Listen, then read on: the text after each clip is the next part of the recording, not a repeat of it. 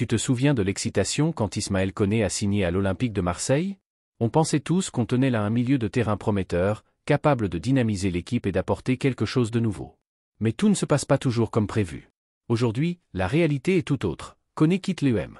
Le milieu canadien rejoint Sassuolo, en Italie, sous forme de prêt avec obligation d'achat.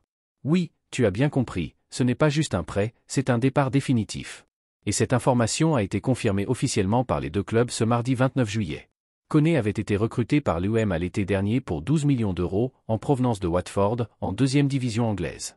Il était même la toute première recrue avant l'arrivée de Roberto De Zerbi. Mais sur le terrain, ça ne s'est pas passé comme on l'espérait. Avec seulement 9 matchs disputés sous le maillot marseillais, il n'a pas su convaincre. Résultat, il a été prêté au Stade Rennais durant la seconde moitié de la saison 2024 à 2025, où il a un peu relevé la tête avec 13 matchs joués et 2 buts marqués. Malgré ça, il n'entrait plus dans les plans du club.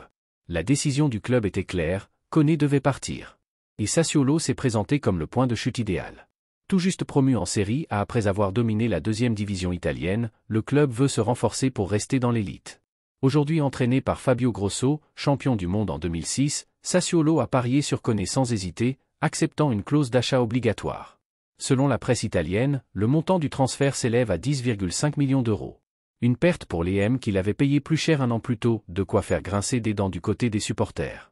À seulement 23 ans, Koné a encore une belle marge de progression. Avec 31 sélections en équipe nationale du Canada, il a déjà de l'expérience. Peut-être que Sassuolo lui offrira le calme et la stabilité dont il a besoin pour vraiment s'épanouir. Mais pour nous, supporters de l'UM, c'est un goût amer qui reste. Encore un joueur arrivé avec de grands espoirs et reparti sans laisser de véritables traces. Il ne nous reste plus qu'à espérer que les prochaines recrues seront à la hauteur et apporteront enfin le changement que l'équipe mérite.